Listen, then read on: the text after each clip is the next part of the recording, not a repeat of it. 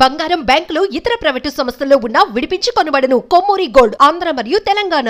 నమస్తే, welcome to our channel. నేను పద్మిని. ప్రస్తుతంతో పాటు ప్రముఖ ఆధ్యాత్మికవేత్త, ఆస్ట్రోన్యూమరాలజిస్ట్, ఎనర్జీ వాస్తు స్పెషలిస్ట్, శ్రీవిద్య ఉపాసకురాలు శ్రీమతి జయప్రద గారు మనతో పాటు ఉన్నారు. మాట్లాడదాం. నమస్కారం అండి. నమస్తే అమ్మా. శ్రీమాత్రే నమః. జయప్రద గారు నక్షత్రాల గురించి చెప్తూ ఉన్నారు. నక్షత్రాలు అంటే ఆ నక్షత్ర జాతకులు ఎలా ఉంటారు అనేది చెప్తూ ఉన్నారు. అది ప్రత్యేకంగా ఆడవాళ్ళు, ఎందుకంటే డెఫినెట్ గా ఒక నక్షత్రంలో పుట్టిన వాళ్ళు ఆడవాళ్ళు అయితే ఒక తీరుగా, మగవాళ్ళు అయితే ఒక తీరుగా ఉంటారు అనేది ఇప్పుడు అర్థమవుతున్నటువంటి విషయం.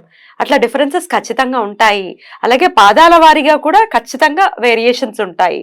కొన్ని నక్షత్రాలు ఒక పాదం ఒక రాశిలో ఉంటే 3 పాదాలు ఇంకో రాశిలో ఉండటం, ఇట్లాంటివి కూడా ఉంటాయి. ఇవి కూడా ఇంపాక్ట్ చూపిస్తాయి అనేది చాలా వివరంగా చెప్తూ ఉన్నారు. సో యా, ఎందుకంటే ఇవాళ రోజున మనకు తెలుసుకోవడం అనేది ఒక అవసరం ఉంది. అందుకని నక్షత్రం అనగానే ఈ నక్షత్రం వాళ్ళని వివాహం చేసుకోకూడదు, ఈ నక్షత్రం వాళ్ళని చేసుకోవచ్చు అని అపోహలు ఉన్నాయి కదా. ఈ అపోహలకి మనం కాదు, ఇవి ఈ నక్షత్రం వాళ్ళ లక్షణాలు ఇలా ఉంటాయి కనుక ఆలోచించి చేసుకోవచ్చు. ఇప్పుడు కొంతమంది వాళ్ళకి అమ్మాయి కొంచెం స్పీడ్గా ఉండాలి, ఉద్యోగం చేయాలి, బయట ఇంట్లో పని చూసుకోవాలనుకునే వాళ్ళకి ఆ నక్షత్రాలు చూసుకుంటే సరిపోతుంది కదా. కొంతమందికి ఇంట్లోనే ఉండాలి, బయటికి వెళ్ళకూడదు. అలా నక్షత్రాలు రీచ్ చేసుకుంటే చక్కగా వాళ్ళ ఇంట్లోనే ఉంటారు. వాళ్ళు గొడవలు ఉండవు కదా. ఈ దానికోసం ఇప్పుడున్న సిచ్యువేషన్స్ కోసం మనం ఇది అనాలిసిస్ చేయాల్సి వచ్చింది. అంటే ఇది నాకు చాలా ఇంట్రెస్ట్ అన్నమాట. డెఫినెట్లీ ఇష్టం మీద ఆడవాళ్ళని మగవాళ్ళని కలిపి ఒకటే మాట మీద ఒక నక్షత్రం ఇలా ఉంటారని అని వేసేస్తే అదొక అభాండం కింద పడింది కదా అని చెప్పి రీసెర్చ్ చేస్తూ ఉన్నారు కదా. రీసెర్చ్ చేయాలి. ఎన్నేళ్ల నుంచి రీసెర్చ్ చేస్తూ ఉన్నారు? దాదాపు 20 ఏళ్ళు అవుతుంది. 20 years. అప్పటి నుంచి నేను ఇది చేస్తూనే ఉన్నా. వచ్చేటటువంటి జాతకాలని ఖచ్చితంగా జాతకాన్ని చూడటము, తర్వాత స్త్రీలతో ఎక్కువగా మాట్లాడటము. మీకు ఈ లక్షణాలు, నక్షత్రం కనుక ఈ లక్షణాలు ఉండాలండి అంటే ఈ లక్షణాల కంటే ఈ లక్షణాలు ఉన్నాయంటే ఎందుకు ఉన్నాయంటే అప్పుడు పాదాల వైజ్ తీసుకుని ఎందుకంటే ఈ పాదం ఉంది, ఈ లగ్నం కూడా ఉంది కనుక వీళ్ళు ఇలా ఉన్నారు అది. ఎందుకంటే కొన్ని నక్షత్రాలు దేవత నక్షత్రాలు, కొన్ని నక్షత్రాలు రాక్షస నక్షత్రాలు. ఈ నక్షత్రాలకి వేరియేషన్స్ చూసినప్పుడు మనకి నిజంగా ఆ లక్షణం కనిపిస్తారా వీళ్ళు అని అనుకోవడానికి లేదు. అలా దేవత నక్షత్రం దేవతలా వీళ్ళు అంటే అలాగా లేదు. అలాగా దేవత గణంతో పుట్టిన వాళ్ళు రాక్షసుల్లా బిహేవ్ చేస్తున్నారు అంటే టెక్స్ట్ బుక్ లో ఏది ఉందో అది ఫాలో చేయటమే కాదు, రియాలిటీలో వాళ్ళతో మాట్లాడి వాళ్ళని అర్థం చేసుకుని ఒక అనాలిసిస్ కి వచ్చి దాని తర్వాత చెప్పడం జరుగుతుంది. అందుకే యాక్యురేట్ గా చెప్తూ ఉన్నారు ఇలా ఇలా ఉంటారు అని. దానికి కనెక్ట్ అవుతున్నారు కూడా ప్రజలు చాలా. కొన్ని నక్షత్రాల గురించి ఆల్రెడీ మాట్లాడుకోవడం జరిగింది. ఇవాళ మరికొన్ని నక్షత్రాలని మనం ఒకసారి మీరు చెప్తే మేము వింటాము. మరి స్టార్ట్ చేద్దామా? తప్పకుండా. పునర్వసు నక్షత్రం, శ్రీరామచంద్రమూర్తి నక్షత్రం. మరి ఆడవాళ్ళు పునర్వసు నక్షత్రంలో పడితే ఎలా ఉంటారు? తప్పకుండా అన్న. ఈ పునర్వసు నక్షత్రం అంటే నిజంగా శ్రీరామచంద్ర వారి నక్షత్రం కనుక, గురు నక్షత్రం కనుక ఈ నక్షత్రం మిథున రాశిలోని ప్లస్ కర్కాటక రాశిలో ఉంటుంది. మిథున రాశిలో ఉన్న నక్షత్రం ఈ పునర్వసు నక్షత్రం చాలా టాలెంటెడ్ పిల్లలు. అదే చాలా స్మార్ట్. అంటే ఏదో ఒక స్పోర్ట్స్ లో వాటిలో వీళ్ళు ముందు ఉంటారు, లేదా మ్యూజిక్ లో ముందు ఉంటారు. ఏదో ఒక సపరేట్ ఆర్ట్ అనేది వీళ్ళకి ఇష్టం అనమాట. దాన్ని సాధిస్తారు మనం. కాకపోతే ఏంటంటే ప్లస్ పాయింట్స్ ఎన్నున్నా మైనస్ పాయింట్స్ కూడా అన్నీ ఉంటాయి ఈ పునర్వసు నక్షత్రం వాళ్ళకి.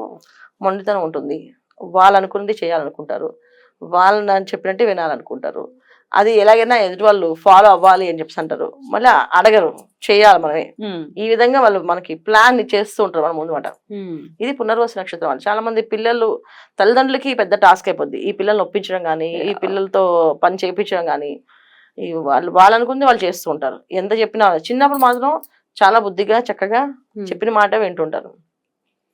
మళ్ళీ వీళ్ళు ఎప్పుడు మారుతారంటే మ్యారేజ్ అయ్యాక, పెళ్ళయ్యాక మళ్ళీ అప్పుడు పాప మా అమ్మ వాళ్ళు ఎంత కష్టపడ్డారో నాకు ఇప్పుడు అర్థమవుతుంది, నేను ఇంత టాస్క్ నా పిల్లల్ని చేయలేకపోతున్నా, అప్పుడు రిలీజ్ అవుతారు. కానీ ఈ లోపు అయితే పునర్వసు నక్షత్రం వాళ్ళు ఒక విధంగా చెప్పాలంటే మనకి పెద్ద టాస్క్ వెళ్తారు. అయ్యో, కొంతమంది పిల్లలకి భక్తి కూడా ఉండదు.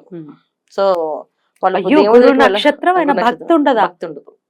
కొంతమంది అసలు దేవుడి భక్తిగా పూజ చేయాలంటే సరే దీపం వెలిగించి అయిపోయింది, వెళ్ళొచ్చా అని అడుగుతుంటారు. కాదానికి అసలు ముగ్గు వేసి దాన్ని బట్టి సరే అన్ని పెట్టేసాం అయిపోయిందా, పర్వాలేదు ఆయన అడ్జస్ట్ అవుతాడు అని చెప్పి చెప్తాంటున్నారు. అలా కాదు ఇలా చేయాలి చెప్తే అస్సలు వినరు. అంత టాస్క్ అనమాట ఈ పునర్వసు నక్షత్రం పిల్లలతో. పెద్ద అయిన తర్వాత వాళ్ళకి హస్బెండ్స్ చాలా మందికి ఇబ్బంది పెడతారు. అంత అనుకూలమైన దాంపత్య జీవితం ఉండదు వీళ్ళకి. చాలా తక్కువ మంది అనమాట. దాంపత్య జీవితం బాగుంది, బ్రహ్మాండంగా ఉందా అని చెప్పడానికి మనం లెక్క పెట్టుకోవచ్చు వాళ్ళని. ఎందుకంటే అది డిపెండెన్స్ వాళ్ళ లగ్నాలు కూడా బాగుండుంటే ఖచ్చితంగా హస్బెండ్ వీళ్ళకి అనుకూలంగా ఉంటారు. లేకపోతే వీళ్ళే కష్టపడాలి. వన్ మ్యాన్ ఆర్మీ లాగా ఇంట్లోని బయట అన్ని వర్క్స్ వీళ్ళే చేసుకోవాలనేటట్టుగా ఈ పునర్వసు నక్షత్రం వాళ్ళకి. అందరినీ మేనేజ్ చేసుకోవాలి, మెయింటైన్ చేసుకోవాలి, ప్రతి విషయాన్ని మాట్లాడాలి, ప్రతిదీ ఆలోచించి చేయాలి అని పెద్ద టాస్క్ ఉంటుంది వీళ్ళకి. దీంట్లో ఏంటంటే కొంచెం సుఖపడేది ఎవరైనా ఉన్నారంటే కర్కాటక రాశిలో ఉన్న పునర్వసు నక్షత్రం వాళ్ళు. 4వ పాదం వాళ్ళు. 4వ పాదం వాళ్ళకి ఏంటంటే అదృష్టం ఎలా వస్తుందంటే వాళ్ళకి గవర్నమెంట్ జాబ్స్ లో సర్టన్ దాంట్లో వర్క్స్ బాగా చేస్తారు, ప్రొఫెషనల్ గా ఎదుగుతారు వాళ్ళు. కొంతమంది డాక్టర్స్, కొంతమంది అడ్వకేట్స్ ఉంటారు. ఇంకా వాళ్ళ ఇంట్లో పని మనుషులు డీల్ చేయడం ఉండదు, వాళ్ళు పొద్దున్నే వెళ్ళిపోతుంటారు, బ్యాగ్ తీసుకెళ్ళిపోతుంటారు, అంతే మీ పని మీరు చేసుకోండి చెప్పేసి. సో ఇది ఒక సుఖం వీళ్ళకి. కానీ వీళ్ళకి కూడా ఏంటంటే దాంపత్య జీవితం ఇబ్బంది. సో పునర్వసు నక్షత్రం ఏంటంటే దాంపత్య జీవితంలో కాస్తంత ఇబ్బంది ఉంటుంది. సో వీళ్ళు చూసుకోవాల్సింది ఏంటంటే మంచి హస్బెండ్ వెతుక్కొని చేసుకోవాలి పెళ్లి. ఏదో మంచి సంబంధం కదా చేసేసుకుంటే సంబంధం మంచిది అంటే సంబంధం మంచిగా వస్తుంది అంటే ఆ హస్బెండ్కి సంబంధించిన ఇల్లు కానీ ఎసెట్స్ కానీ ఉంటాయి వీళ్ళకి. కానీ వీళ్ళతో ప్రేమగా ఉండే వాళ్ళు కావాలిగా.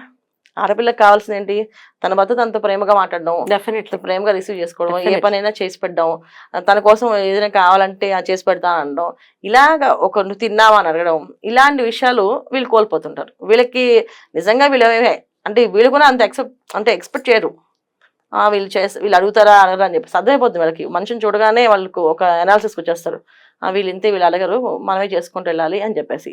అలా ఉన్నప్పటికీ కూడా ఆడపిల్లకి మనసు అయితే ఖచ్చితంగా తల్లిదండ్రులు అడగాలని కోరుకుంటుంది, అలాగే భర్త అడగాలని కోరుకుంటుంది. ఈ కోరిక అనేది కాస్త వాళ్ళకి వెళ్తుండిపోతుంది. ఇది ఒక్కటి వాళ్ళకి వెళ్తూ. పిల్లల విషయంలో కూడా అంతే, పిల్లలు అడగాలి, అమ్మ నువ్వు తింటావా అని అడిగితే వాళ్ళు సంతోషపడతారు. కానీ ఆ విషయంగా పిల్లలు కూడా అర్జెంట్గా మా అమ్మ అన్ని ప్లానింగ్ లో ఉంటుంది అని చెప్పి వీళ్ళు కూడా వదిలేస్తుంటారు. ఆ విషయంలో వీళ్ళు ప్రేమను కోల్పోతుంటారు. అదొకటి వీళ్ళకి మైనస్ పాయింట్. ఇంకోటి ఏంటంటే మనం ఏ విత్తనాలు ఆడితే ఆ పళ్ళు వస్తాయని చిన్నప్పుడు వీళ్ళంతా రెక్లెస్ గా పేరెంట్స్ తో ఉన్నారు, పెద్దకి వీళ్ళ పిల్లలు అలా వస్తారు ఖచ్చితంగా. సో అందుకని ఏంటంటే పునర్వసు నక్షత్రం వాళ్ళకి బాగుంది అని చెప్పేదానికంటే కూడా కాస్త అండర్స్టాండింగ్ మనం అర్థం చేసుకోవాలి, లేకపోతే వాళ్ళు ఎదుటి వాళ్ళు అర్థం చేసుకునే విధంగా రెండు వీళ్ళు చేసుకుంటూ ఉండాలి. అదే అదృష్టం బట్టి వస్తుంది, జాతకంలో ఉండే లగ్నాలు బట్టి వస్తాయి. అంతే, లగ్నం మేజర్ రోల్ ని ప్లే చేస్తుంది. మేజర్ లోన్ లగ్నం బాగుంటే అందరిని అర్థం చేసుకుంటారు, అందరితో హ్యాపీగా ఉంటారు. చాలా మంది పునర్వసు నక్షత్రం చాలా హ్యాపీగా ఉన్నామండి అంటారు. హ్యాపీగా ఉండడం అంటే నా ఉద్దేశంలో మీరు హ్యాపీగా ఉండాలి, అంటే మీకు నచ్చినట్టుగా అన్ని నడుస్తుందా అనేసి. ఇవాళ రోజున పెళ్ళంది రాజ్యం, పెళ్ళాల రాజ్యం అని అంటే అలాంటి రాజ్యాల్లో కొంచెం కానట్లేదు. భార్యాభర్త ఎదురు ఒక మాట మీద ఏంటి అది రాజ్యం అంటే నా ఉద్దేశంలో. కరెక్ట్, అదే అడుగుతాను ఉందా అని చెప్పేసి. చాలా తక్కువ 90% చాలా మంది నో అనే చెప్పారు నాకు ఈ పునర్వసు నక్షత్రం వాళ్ళు. ఇంకో 10 people మాత్రం ఎస్ అని చెప్పారు. సో వీళ్ళల్లో మన ప్రేక్షకులు ఎవరు ఎంతమంది ఉన్నారో తెలియదు, కానీ ఈ పునర్వసు నక్షత్రం లక్షణాలు అయితే ఇవి అన్నారు. రెమెడీస్ చేసుకోవచ్చు వీళ్ళు తప్పకుండా. రెమెడీస్ వీళ్ళు ఖచ్చితంగా పునర్వసు నక్షత్రము మిథున రాశి అయితే కంపల్సరిగా భక్తిగా ఒక 1 hour ప్రతిరోజు దేవాలయానికి వెళ్ళడం, ప్రదక్షిణాలు చేయడం, విష్ణు సహస్రనామ పారాయణ చేసుకోవడం, ఇవి కంపల్సరీ వీళ్ళకి. లేదు రాలేదు పర్వాలేదు, ప్రతి శనివారం వెళ్తూ ఉండండి గుడికి. కెరియర్ లో కానీ రేపు పిల్లల అభివృద్ధిలో కానీ ఎటువంటి ఇబ్బందులు లేకుండా ఉంటాయి. చిన్నప్పుడే పునర్వసు నక్షత్రం మిథున రాశి అనుకోండి, వాళ్ళకి చిన్నప్పటి నుంచి శనివారం పూట వెంకటేశ్వర స్వామి దేవాలయం తిప్పడం, విష్ణు సహస్రనామం నేర్పించడం అలవాటు చేస్తే, విష్ణు సహస్రనామం కానీ లేకపోతే భాగవతం కానీ ఇవన్నీ నేర్పించాలి వీళ్ళకి. నేర్పిస్తే వీళ్ళు చాలా తెలివైన పిల్లలు కదా, దాన్ని చదివి దాన్ని అనాలిసిస్ చేసి వీళ్ళు పిల్లలకి నేర్పిస్తారు. ఈ రోజున దాన్ని ఎంత ఈజీగా చేయొచ్చు అనేది చెప్తారు. లైఫ్ కూడా బాగుంటుంది, చాలా బ్రహ్మాండం. చాలా అద్భుతంగా వివరించారండి, కృతజ్ఞతలు. ఇక నెక్స్ట్ ఎపిసోడ్ లో పుష్యమి నక్షత్రం గురించి తెలుసుకుందాం. నమస్కారం అండి. శ్రీమాత్రే నమః.